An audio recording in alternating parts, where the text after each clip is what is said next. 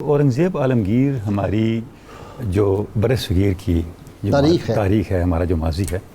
اس کی ایک غیر معمولی شخصیت ہے جو ہمارے تہذیبی ورثے کو اور ہماری بنیادی جو آئیڈینٹی ہے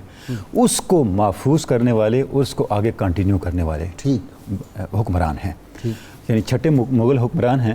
اور جب انہوں نے تقریباً 50 سال کی عمر میں وہ تخت پہ آئے اور اس کے بعد 50 سال جیسے آپ نے بتا دیا وہ اقتدار میں رہے، اس دور میں ہندوستان کے اندر انہوں نے یک وقت کئی حوالوں سے ایسی اصلاحات کی جن کی پہلے کوئی مثال نہیں ملتی، اور بعد میں بھی نہیں کوئی، بعد میں ظاہر ہے اس کے بعد اس کو کاریہ کرنے والا کوئی اتنا بڑا جینیس تھا نہیں۔ یعنی یہ بھی ایک بہت بڑا کوسچن ہے نا کہ اورنگزیب عالمگیر کے بعد مغلیہ سلطنت کیوں انتشار کا شکار ہونے لگی، کیونکہ وہ اتنا بڑا انسان تھا، اتنا بڑا حکمران تھا، اتنا بڑا جینیس تھا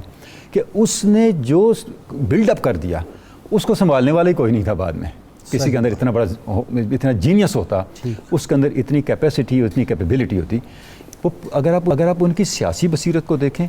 ان کی دینی کمٹمنٹ کو دیکھیں، ان کی رفاع عامہ کو دیکھیں، بھائی صاحب ہم صرف اورنگزیب عالمگیر کی دوسری کہانیاں سنتے رہیں۔ آپ دیکھیں کہ اورنگزیب عالمگیر کے وقت کیا عالم تھا برصغیر کے معاشرے کی جو معاشی استحکام ہے اس کا، کہ ورلڈ جو جی ڈی پی ہے اس کا 1/4 ہندوستان کا تھا، اللہ، اور اس وقت جو ریونیو تھا ان کا جو معاصر لوئس چہاردم تھے ان سے 10 گنا زیادہ تھا، فرانس سے 10 گنا زیادہ تھا اینول ریونیو، باوجود اس کے کہ انہوں نے ان سب چیزوں پہ ٹیکس ختم کر دیے تھے جن کا آپ نے ذکر کیا۔ انہوں نے سارے مذہبی ٹیکس ختم کر دیے تھے، 80 مذہبی ٹیکس تھے جن کو اورنگزیب عالمگیر نے ختم کیا۔ تعلیم پہ ٹیکس تھا ہی نہیں، یعنی کہ ہندوؤں پہ 80 ٹیکس تھے، وہ سارے ختم کر دیے۔ تو یہ جو ان کی پالیسی تھی اس طرف لے کے آنے کی، یہ پالیسی ہندوستانی معاشرے کو اس سطح پہ لے گی استحکام کے کہ جب اورنگزیب عالمگیر رخصت ہوا تو لوگوں نے یہ سمجھا کہ ہمارے سر سے سایہ اٹھ گیا۔ اس لیے علامہ نے اورنگزیب عالمگیر کو بڑا اپریشیٹ کیا ہے۔ اچھا، علامہ نے کہا کہ پایا اسلامیہ برتر ازو احترام شرع پیغمبر ازو، کہ ہندوستان میں ہماری بنیاد مستحکم اورنگزیب سے ہوئی، اور یہاں احترام شریعت مصطفیٰ صلی اللہ علیہ وسلم ہوا تو اورنگزیب عالمگیر سے ہوا۔ اور کمال شعر علامہ نے کہا کہ درمیانے کارزار کفر دیں ترکش مارا خدنگ آخری، کہ کفر اور دین کے مارکے میں ہمارے ترکش کا جو آخری تیر ہے وہ اورنگزیب تھا۔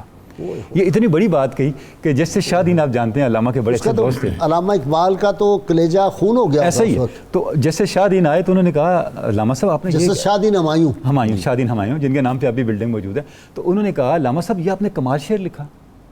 یہ میں شاہ دین کا واقعہ اس لیے کوٹ کر رہا ہوں کہ اندازہ ہو کہ علامہ کے نزدیک اورنگزیب عالمگیر کا مقام کیا تھا۔ تو علامہ نے کہا شاہ دین شاید آپ کو پتہ نہیں ہے، یہ شعر درمیان کارزار کفر دیں ترکش مارا خدنگ آخری میری 40ویں کوشش ہے۔ اچھا، 40 دفعہ میں نے اس شعر کو ریوائز کیا تاکہ میں اورنگزیب عالمگیر کا جو کریکٹر ہے اس کو سارے کو صحیح طور پہ آگے منتقل کر سکوں۔ تو یعنی یہ اندازہ ہے اس کا۔ اچھا، اس کے بعد پھر علامہ اس طرف وہ آ گیا، اس پہ ہم بات کریں گے۔ ہوا یہ کہ آگے چل کر کے اورنگزیب عالمگیر کی شخصیت کو مسخ کیا گیا اور اس شخصیت کو ڈیمیج کرنے کی کوشش، لیکن غازی صاحب آپ دیکھیں کہ پھر مخالفین نے اس کی گواہیاں دیں۔ آپ مسلم ہسٹورینز کو چھوڑ دیں، جو غیر مسلم ہسٹورینز ہیں، ویسٹ کے لوگ ہیں، ہندو مورخین ہیں،